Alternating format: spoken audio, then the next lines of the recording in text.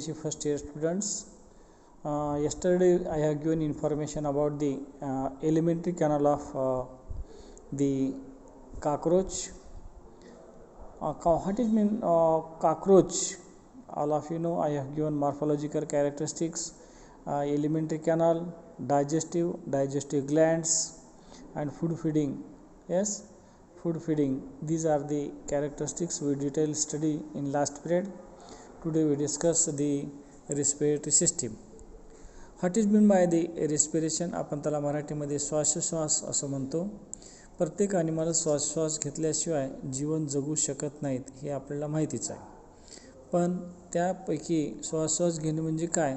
Oxygen आत घेणे आणि कार्बन डायऑक्साईड बाहेर टाकणे या प्रक्रियेलाच आपण श्वास घेणे असे म्हणतो. तर त्याला मराठीमध्ये म्हटलं जातं respiration is nothing but inlet the oxygen and exhalit carbon dioxide, that is known as the respiration, and simply it is also known as the exchange of gases means O2 converted into CO2. That phenomena is also known as the respiration. Our third definition, and which may be that is inlet oxygen and exhalit carbon dioxide, that process is also known as the respiration. Yes, these are the inlet oxygen and exhalit carbon dioxide. That process is also known as the respiration. These types the meaning is same, but the definition is different about the respiration. म्हणजेच oxygen घेणे आणि carbon dioxide बाहेर टाकणे. जसं आपल्याला नाकाद्वारे नॉस्ट्रिल्सद्वारे आपण श्वास घेतो आणि त्याचद्वारे बाहेर टाकतो, त्याच पद्धतीने कॉकरोचमध्ये काय आहे? स्पायरॅकल्स आहेत. स्पायरॅकल्स ह्या ट्यूब असल्यासारख्या दिसतात रेस्पिरेशन बॉडीमध्ये. ह्या टोटली बॉडी ही कॉकरोचची दोन भागामध्ये डिव्हाइड झालेली आहे. ती म्हणजे एक थोरॅकिक रिजन आणि अबडॉमिनल रिजन. थोरॅक्स रिजन आणि अबडॉमिनल रिजन. आता थोरॅक्स रिजन म्हणजे कोणता? जो समोरचा भाग आहे त्यालाच आपण अंटेरियर रिजन असं म्हणतो. Anterior portion is known as thorax. आणि त्याच्यानंतरचा जो भाग आहे तो पोस्टेरियर आहे. पोस्टेरियर कसा आहे? त्याच्यामध्ये किती स्पायरॅकल्स येतात? आणि अबडॉमिनलमध्ये 8 अबडॉमिनल स्पायरॅकल्स दिसायला लागतात. आणि थोरॅकिकमध्ये सुरुवातीला जो दिसत असतात ते थोरॅकिक स्पायरॅकल्स म्हणला थोरॅक्स रिजनमध्ये असतात. आणि आता ह्या फिगर्समध्ये आपण प्रथम काय पाहू? फिगर्स पाहू. You know when you observe the figure at that time सर्वांनीच कॉकरोच पाहिलेला आहे. त्याला आपण मराठीत झुरळ असं म्हणतो. हा रात्री फिरणारा प्राणी आहे. सर्वात जास्त सापडणारा किचनमध्ये, गोदामांमध्ये, पुस्तकाच्या खाली, अंधाऱ्या ठिकाणी हा जास्त प्रमाणामध्ये प्राणी दिसून येतो. तो जास्त घाबरणारा प्राणी आहे आणि दिसत्या क्षणी तो पटकन बाजूला जातो. तर जेव्हा आपण त्याचं डिसेक्शन करतो, डिसेक्शन हे लक्षात ठेवा, इनव्हर्टिब्रेट ॲनिमल्सचं डॉर्सली साईडनं डिसेक्शन केलं जातं आणि व्हर्टिब्रलचं व्हेंट्रल साईडने केलं जातं. आता जेव्हा आपण डॉर्सल भाग ह्याचा ओपन करतो त्यावेळेस श्वास घेण्याच्यामध्ये अशा ट्यूब्स दिसतात बॉडीमध्ये. आणि ह्या ट्यूब्सद्वारे काय करतं असतं, ह्या ट्यूब ह्या प्रत्येक सिगमेंटला ओपन झालेल्या दिसतात.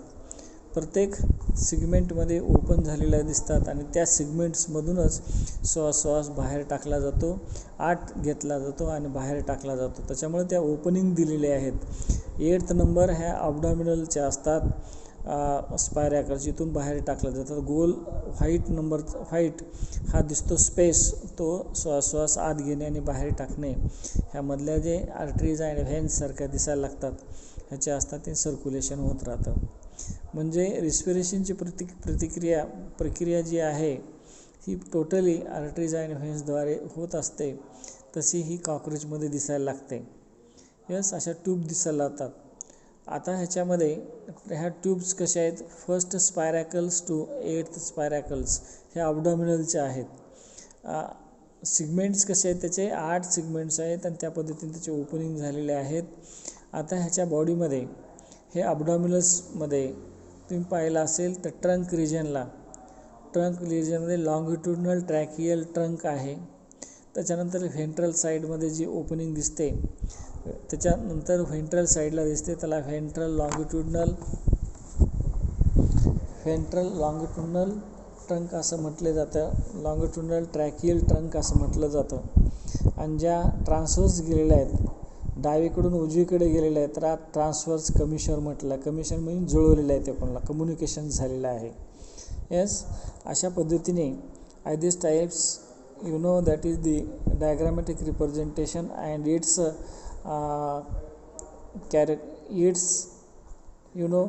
the names, that is anterior posteriorly trachea wingची पोझिशन असली, thoracic spiracles, first abdominal spiracles longitudinal असतात, त्याच्यानंतर ventral longitudinal tracheal trunk and transverse, and last one eighth spiracles.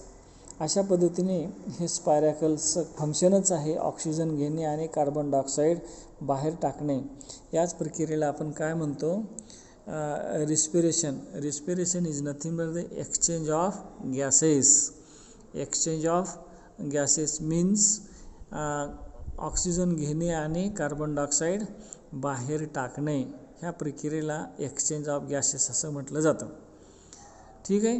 आता त्याच्यानंतर जे आपण पाहतो, cockroach exhibit the arterial respiration. Cockroach exhibit the aerial respirations. Aerial म्हणजे हवेतून हवेतून ऑक्सिजन घेतो. The respiratory system is formed of a system of air-filled tubes called tracheal system. The tubes of the tracheal system are called tracheae. There are 6 large longitudinal tubes called trachea. longitudinal tubes जे असतात 6, त्याला काय म्हटलं तर trachea असं म्हटलं. ट्यूबलाच ह्या ट्रंकमध्ये सापडतात आणि 2 आहेत त्या व्हेंट्रल साईडने आहेत आणि 2 कशा आहेत, 2 आहेत व्हेंट्रल साईडने, 2 आहेत डॉर्सल साईडने. 2 व्हेंट्रल साईडने म्हणजे ह्या 2 दिसतात त्या व्हेंट्रल साईडने गेलेल्या आहेत आणि ह्या डॉर्सल साईडने दिसायला लागतात. त्यालाच नाव दिलेलं आहे कोणतं, that is the first abdominal स्पायरेकलच्या खाली दिलेल्या आहेत लॉंगिट्युडनल म्हणजे ह्या उभ्या असलेल्या ह्या लॉंगिट्युडनल ट्रॅकियल ट्रंक्स दिसायला लागतात. आणि दुसऱ्या आहेत ह्या लॅटरल साईडने, ह्या लेफ्ट आणि राईट साईडने गेलेल्या असतात, त्याला लॅटरल लॉंगिट्युडनल ट्रॅकियल ट्रंक्स असं म्हणतात. स्पायरॅकल्स म्हणजे इथून हा थोरॅकिक स्पायरॅकल्स दिसायला लागतो, थोरॅकिक स्पायरॅकल्स. आणि हे वरचा गेलेले असते, ही विंग्सला पंखांना गेलेले असते, पंख असतात त्यांना उडण्यासाठी किंवा लोकोमोशनसाठी. ह्या दोन्ही साईडने ट्रॅकियल विंग्स दिसतात. हे पुढच्या साईडला हे माउथ कॅप्चरिंग्स आहेत. काय आता त्याला हे समोर अँटिना असतो, त्याला स्पर्शिका म्हटलं जातं मराठीमध्ये. इकडे अँटिनाकडे गेलेले असतात. अशा पद्धतीने ह्याचं रेस्पिरेशनमध्ये डिस्क्रिप्शन केलेलं आहे. येस, आता ओपनिंग ह्या स्पायरॅकल जे आहेत ह्याला दुसरं नाव आहे, स्टिग्मॅटा म्हटले स्टिग्मॅटा. स्पायरॅकल्स आर स्टिग्मॅटा असं म्हटलं जातं. That is these are 2 pairs are located on the thorax, 8th pairs of the abdominal.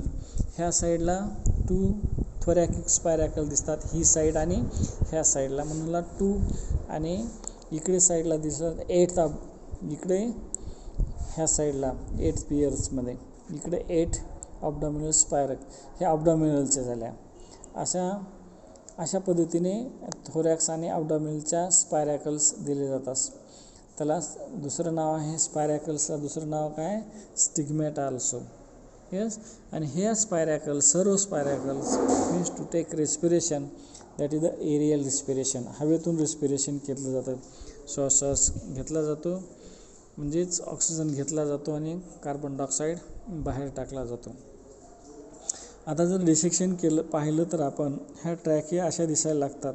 ह्या स्पायरॅकल्स म्हणजे मधली ट्यूब दिसायला लागते आणि या ट्यूब नंतर epithelial cells and filtering apparatus and that is actually trachea is nothing but that is tubes and tracheoles म्हणजे छोटे छोटे अँटिना सारखे गेलेली पोझिशन्स दिसायला लागते, त्याला ट्रॅक्युअल्स असे म्हटले जातात.